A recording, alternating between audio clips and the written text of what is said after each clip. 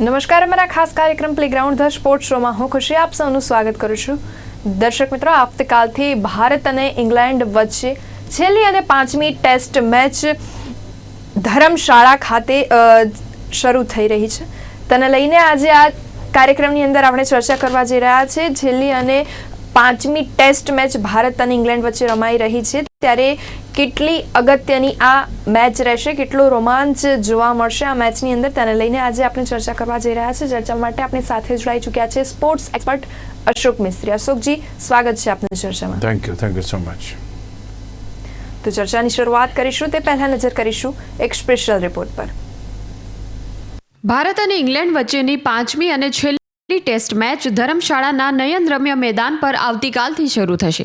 શ્રેણીની દ્રષ્ટિએ ભલે ભારત 3-1થી આગળ હોય અને મેચ ઔપચારિક થઈ જતી હોય, પણ વિક્રમોની નજરથી આ ટેસ્ટ મેચ એક યાદગાર નજરાણું સાબિત થશે. ભારતના રવિચંદ્રન અશ્વિન અને ઇંગ્લેન્ડના બેરસ્ટો પોતાની 100મી મેચ રમી રહ્યા છે, એટલે તેનું આકર્ષણ હોય તે સ્વાભાવિક છે. બીજી મહત્વની વાત એ છે કે પાટીદાર રમશે કે કેમ. અત્યાર સુધી નબળા ફોર્મમાં ચાલી રહેલ પાટીદારને વધુ એક તક મળી શકે તેમ લાગી રહ્યું છે, કારણ કે પડીકલ ઓપનિંગ બેટર છે અને તેની જગ્યાએ ગિલ અને યશસ્વી બંને મજબૂત છે. બીજું એ કે સરફરાઝ અને જુરેલ આ બંને ખેલાડીઓ BCCIના સેન્ટ્રલ કોન્ટ્રાક્ટ માટે ક્વોલિફિકેશન મેચ રમી રહ્યા છે. ઇંગ્લેન્ડે ઈજાગ્રસ્ત રોબિન્સનના સ્થાને માર્ક વુડને ટીમમાં સમાવ્યો છે અને સ્પિન જોડી યથાવત રાખી છે. હાર્ડલી બશીર અને રૂટ થઈને સ્પિન ડિપાર્ટમેન્ટ સંભાળશે. વુડ એન્ડરસન ફાસ્ટ બોલિંગ જોશે. ભારતની ટીમમાં પણ 3 સ્પિનર્સને સમાવવામાં આવે તેવી શક્યતા જોવા મળી રહી છે. આમ તો આ પીચ પર ફાસ્ટ બોલર્સને શરૂઆતમાં મદદ મળશે, પણ લેટર ઓન પીચ સ્લો બોલર્સને મદદ કરી શકે. ભારતની ટીમમાં બુમરાહ પરત ફરે છે, ત્યારે મોહમ્મદ સિરાજ બહાર બેસે તેમ લાગે છે, કારણ કે આકાશદીપ વધુ એક મેચ એક્સપેક્ટ કરી શકે છે. ભારત પાસે મજબૂત બેટર્સ અને બોલર્સ છે, ત્યારે થોડા ઘણા અખતરા પણ થઈ શકે છે.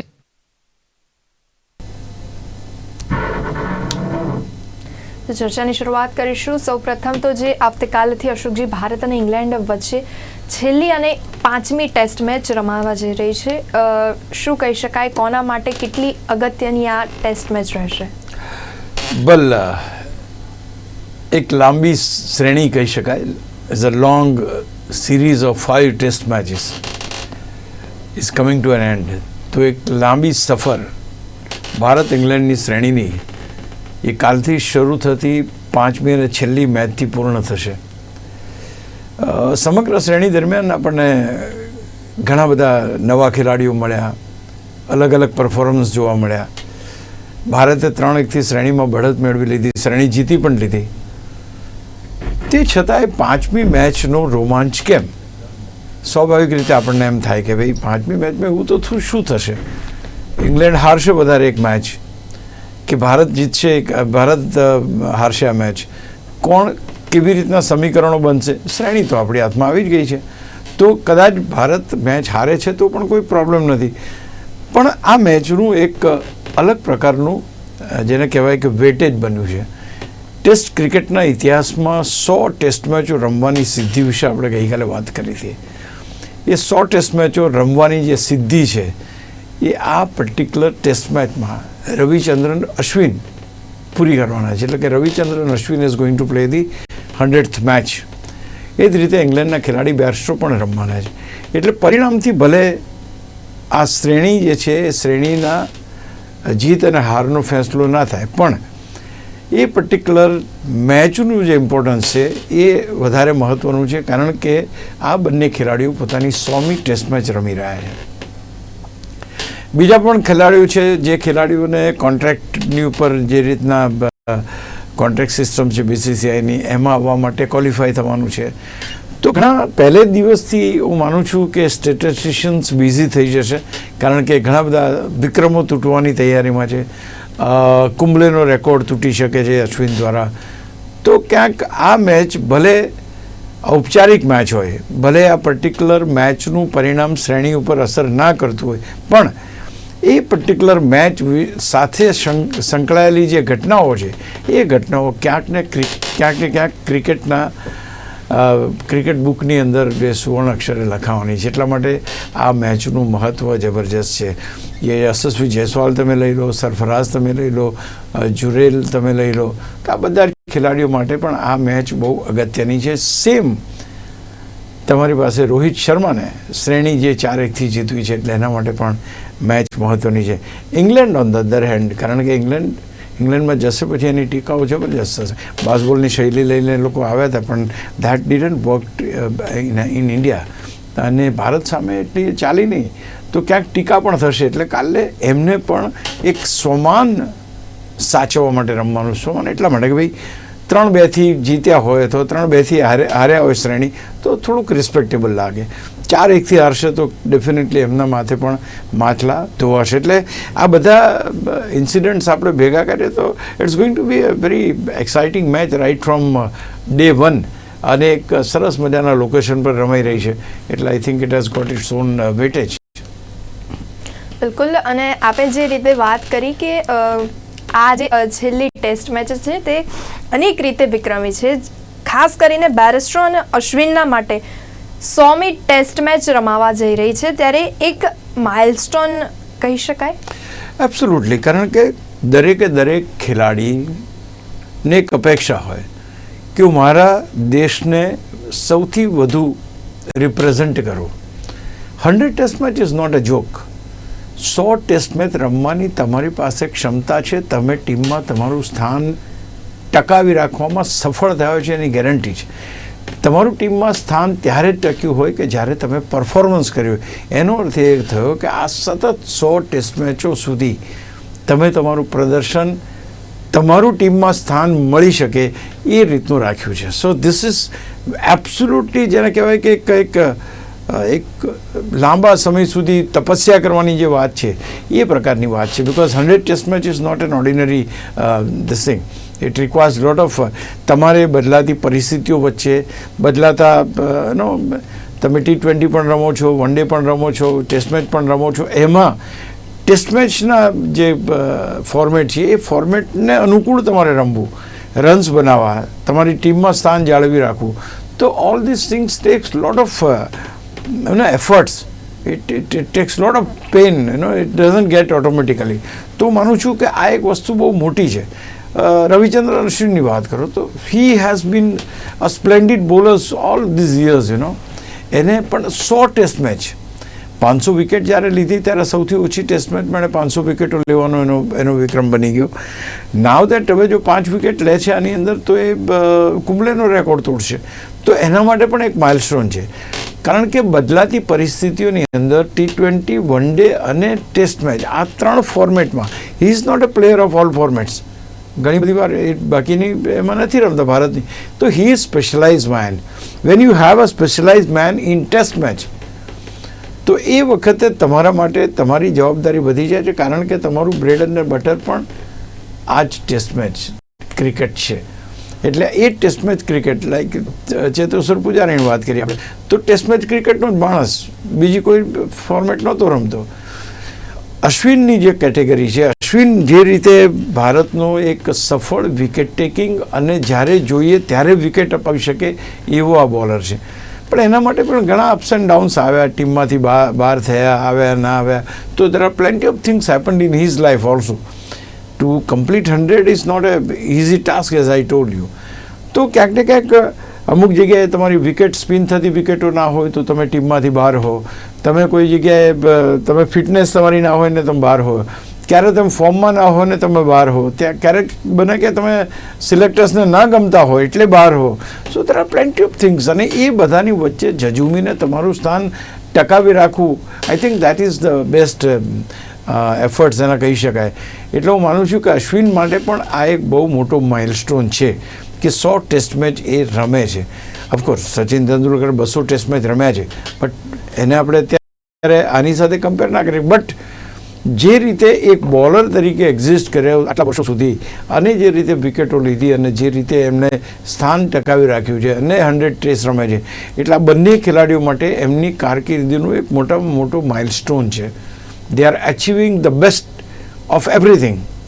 અને એટલા માટે એનું મહત્ત્વ પણ વધારે છે.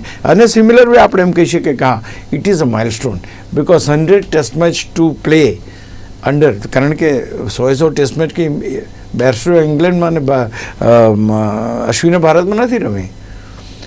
દુનિયાના તમામ મેદાનો ઉપર દુનિયાની તમામ ટીમો સામે રમીને આ ખેલાડીઓ 100 ટેસ્ટ મેચ રમે છે. So you can look at the consistency in which they are bowling or batting. અને એટલા માટે આ એક માઇલસ્ટોન છે એમના માટે, કોઈ પણ ખેલાડી માટે. હવે પછી જે અત્યારનું ક્રિકેટ રમાઈ રહ્યું છે એમાં કેટલા ખેલાડી આ માઇલસ્ટોન સુધી પહોંચશે વી ડોન્ટ નો. કારણ કે આમે થોડું અલગ થતું ક્રિકેટ છે. બાકીનું જે ક્રિકેટ છે એ બહુ વધારે પડતું પ્રચાર અને પ્રસાર પામી રહ્યું છે. તો you require a person who has got that skill to stay. એ ધૈર્ય જોઈએ એનામાં, એ તપસ્યા જોઈએ. આઈ થિંક ત્યારે 100 ટેસ્ટ મેચ રમાય. બિલકુલ અશોકજી, અને ખાસ કરીને ભારત આ વખતે ધર્મશાળાના મેદાન પર ખૂબ જ સારી ને વધારે ઉમેદો સાથે રમવા માટે ઉતરશે. ત્યારે શું લાગી રહ્યું છે, પાટીદારનું ફોર્મ સ્થાન ખૂંચવી લેશે કે પછી વધુ એક નવી તક મળશે?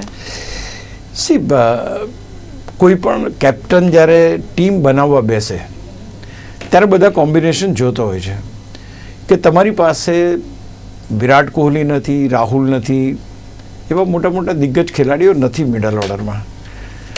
તમે પાટીદારને એના પાસ્ટ રેકોર્ડ્સ જોઈને ટીમમાં રમવાનું સ્થાન આપ્યું છે.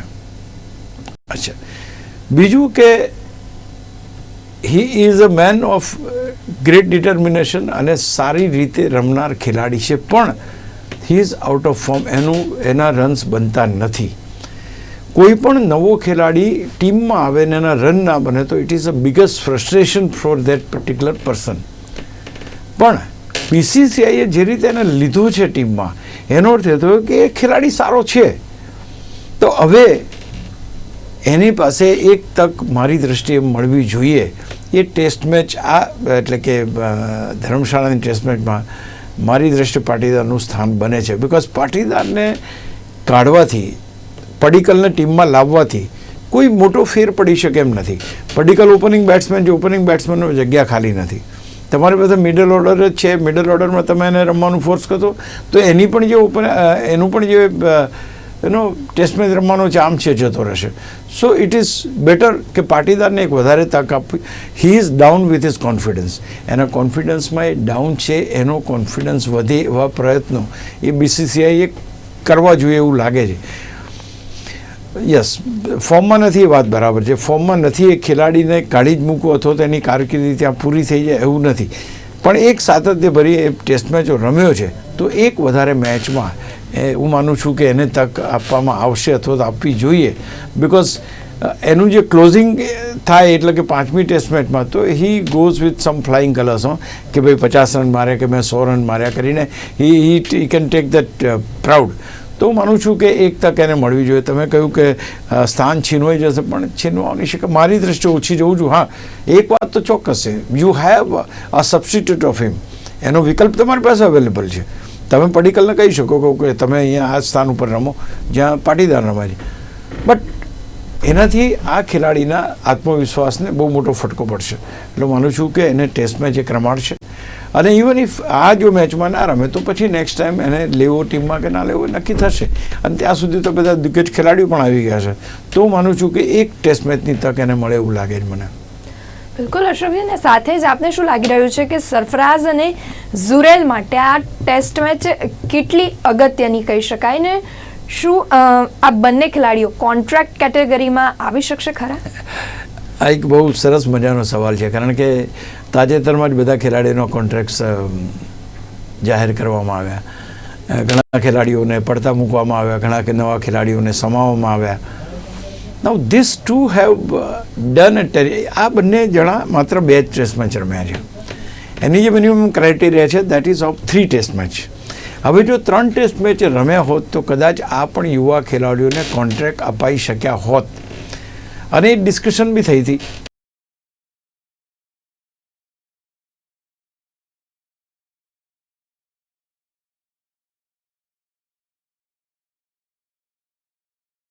કે ભાઈ આ ખેલાડીઓને કોન્ટ્રાક્ટ્સ આપણે આપવા જોઈએ, પણ એ લોકો ક્વોલિફિકેશનમાં બેસતા નથી. The way Jurel has played the match, 90 runs બનાવ્યા બીજે દિવસે જે રીતે જીતાડવા માટે એને શાનદાર પ્રદર્શન કર્યું, આઈ થિંક હી વોઝ સ્પ્લેન્ડિડ.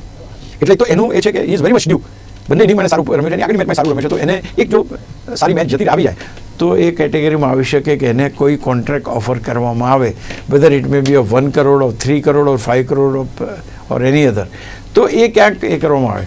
એટલે એની જે રમવાની જે શૈલી છે, આઈ થિંક ઇટ ડિઝર્વ્સ દેટ. બીજું સરફરાઝની જે રીતે એન્ટ્રી થઈ, અને બંને ઇનિંગ્સમાં બહુ સારું પ્રદર્શન કર્યું, હાફ સેન્ચુરી મારી, બહુ હોવા થયો કે ભાઈ એનું ફેમિલી આવ્યું છે, આ છે તે છે.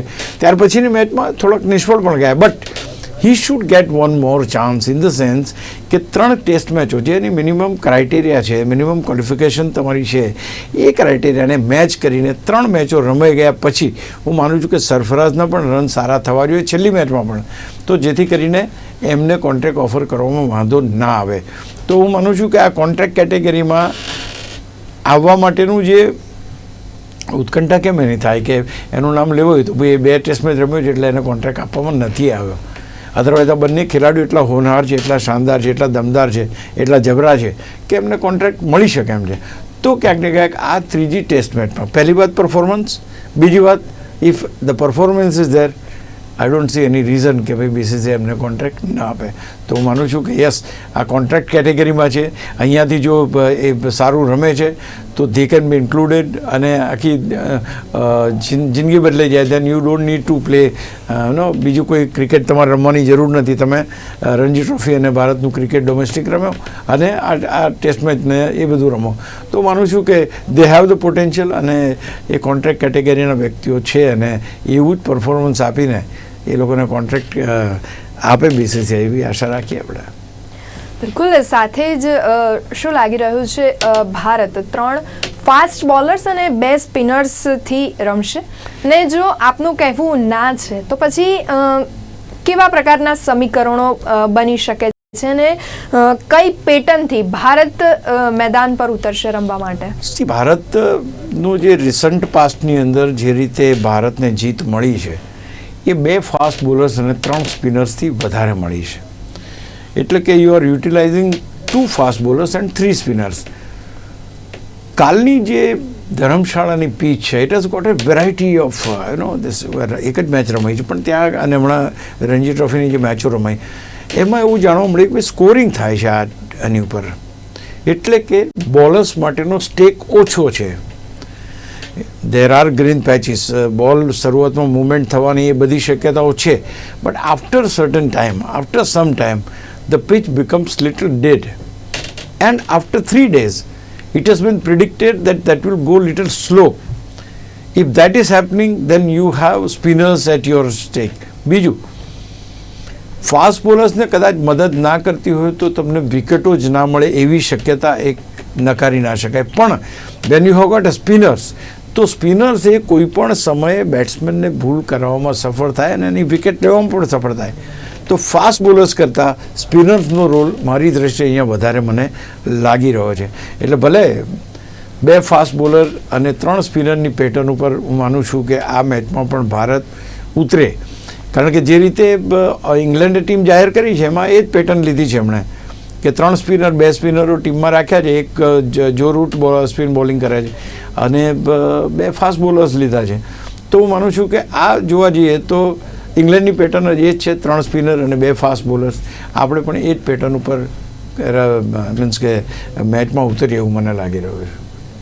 બિલકુલ. અને ધર્મશાળાની પીચ પર ફાસ્ટર્સને તો મદદ કરે જ છે, પરંતુ હાલ જે રણજી મેચોમાં પણ ખૂબ સારો એવો સ્કોર પણ આપણને જોવા મળી રહ્યો છે. તો શું લાગી રહ્યું છે, કેટલો રોમાંચ જોવા મળશે આ છેલ્લી અને 5મી ટેસ્ટ મેચમાં? C, basically England basketball cricket લઈ આવ્યું છે, ભારતે સામે હુમલો કર્યો, અને એમનું જે જબરજસ્ત ક્રિકેટ છે, જે પ્રકારનું ક્રિકેટ રોહિત શર્મા રમ્યા, કે જે રીતે યશસ્વી રમ્યા, કે જે રીતે સરફરાઝ રમ્યા, કે જે રીતે જુરેલ રમ્યા, તો ઇટ ઇઝ એબ્સોલ્યુટલી ડિફરન્ટ. એટલે એટેકિંગ ક્રિકેટ. હવે થયું છે એવું કે ભાઈ આ પ્રકારનું ક્રિકેટ જો રમાય તો લોકોને પણ ક્રિકેટ જોવું ગમે છે. સો દેટ્સ નંબર 1, કે તમે ફાસ્ટ ક્રિકેટ રમશો તો લોકોને જોવું ગમશે, એટલે રનના ઢગલા થવાની શક્યતા જે મેં વાત કરી એ છે જ.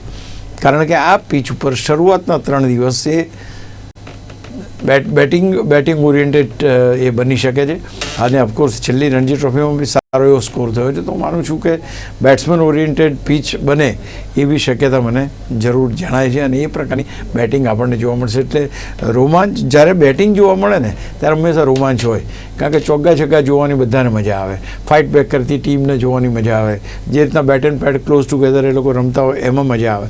તો હું માનું છું કે એક રોમાંચનું જે તત્વ છે એ રિસન્ટ. અને બીજું કે જેમ IPL હવે શરૂ થઈ રહી છે એટલે થોડા ખેલાડીઓ જે છે એ બધા IPL મોડમાં આવી જાય ને, T20ના મોડમાં. તો એ બધા T20ના મોડવાળા બંને ટીમોના ખેલાડીઓ જે IPL રમવાના છે પણ આમાં રમી રહ્યા છે. એટલે એ પણ એક સારી શરૂઆત કરે, એક સારી રીતે રમીને, એક ફાસ્ટ ક્રિકેટ રમીને એક શ્રેણી સારી રીતે જીતે એવો પ્રયત્ન ચોક્કસ કરશે બંને ટીમો. બિલકુલ. અને સાથે જ એક અંતિમ સવાલ કરીને આપણે ચર્ચાને અહીંયા પૂર્ણ કરશું, પરંતુ ચેસ કેટલો મહત્વનો કહી શકાય ને ખાસ કરીને ગ્રીન ટોપ જોવા મળી રહ્યું છે, તો ગ્રીન ટોપ શું કરશે ટોસ જીતીને? ટોસ અગત્યનો છે, એમાં કોઈ બેમત નથી. ટોસ ઇઝ વેરી ઇમ્પોર્ટન્ટ, કારણ કે જે ટીમ ટોસ જીતે એ મોટા ભાગે ટેસ્ટ મેચમાં પહેલી બેટિંગ કરીને મોટો સ્કોર કરીને સામેની ટીમને ભેંસમાં લેવાનો પ્રયત્ન કરે. That's very normal. પણ જે પરિસ્થિતિ હજુ, કારણ કે પીચ જે રીતે તપાસીને ત્યાર પછી એમણે જે આકલન કરવું જોઈએ એ ક્યાંક અલગ અલગ આકલન થયા છે. એટલે હજુ પણ પીચ કાલે સવારે જોવામાં આવશે કે પીચ કયા પ્રકારની છે, ત્યાર પછી પેટર્ન નક્કી થશે કે કઈ પેટર્નથી આ પર્ટિક્યુલર મેચમાં ઉતરવું. નોર્મલ કેસમાં ટોસ જીતે અને બેટિંગ કરવી એ દરેક ટીમનું સપનું હોય કે ભાઈ 400, 450, 500 રન મૂકો. પણ જો ટીમ સવારે સીમ બોલિંગને મદદ કરતી હશે તો ઇટ ઇઝ વેરી ડિફિકલ્ટ કે એની સામે ટકવું. તો ધારો કે જે ટીમ ટોસ જીતે છે એ બની શકે કે પહેલાં ફિલ્ડિંગ લેવાનું એ કરે. એ પણ શક્ય છે કે પહેલી બેટિંગની આપણે વાત કરી, પહેલી ફિલ્ડિંગની પણ વાત આપણે કરી. કારણ when you have got a good bowlers who can seam, અને તમને સ્વિંગ થતો હોય ને સવારે સીમ પરથી એ મૂવમેન્ટ થતી હોય, I think you will take the advantage of it. તો જે રીતે હેન્ડરસન અને જે બાકીના ખેલાડીઓ, મીન્સ કે ઇંગ્લેન્ડના બોલર્સ છે અને ભારતના જસપ્રીત બુમરાહ કાલે પાછા આવી રહ્યા છે એટલે એ પણ છે. તો હું માનું છું કે એમને એડવાન્ટેજ વધારે સારો રહી શકે છે. જેની બોલિંગ સારી હોય અને કાલે સવારે પીચમાં જો મુવમેન્ટનું એ જણાશે તો હું માનું છું કે ફાસ્ટ બોલર્સનો મહત્વને રહેશે. Green patch, yes it is been seen અને that will help the fast bowlers. But the thing is કે it doesn't go all days. It will remain there for say 3 hours or so, first 3 hours, અને ત્યાર પછી pitch will become normal, એટલે run પણ બની શકે છે. એટલે આ પરિસ્થિતિ કાલની મેચમાં બની શકે છે. બિલકુલ. અને હવે જે આજે આપણે આ કાર્યક્રમમાં ચર્ચા કરી ભારત અને ઇંગ્લેન્ડ વચ્ચે જે આવતીકાલે 5મી અને છેલ્લી ટેસ્ટ મેચ રમાવા જઈ રહી છે તેને લઈને આજે આપણે ચર્ચા કરી, પરંતુ હવે બાજી કોણ મારી જાય છે તે જોવાનું રહ્યું. આપ અમારી સાથે જોડાયા તે બદલ આપનો આભાર.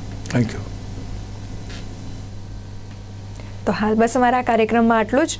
ફરી મળીશું, ત્યાં સુધી રજા આપશો. નમસ્કાર.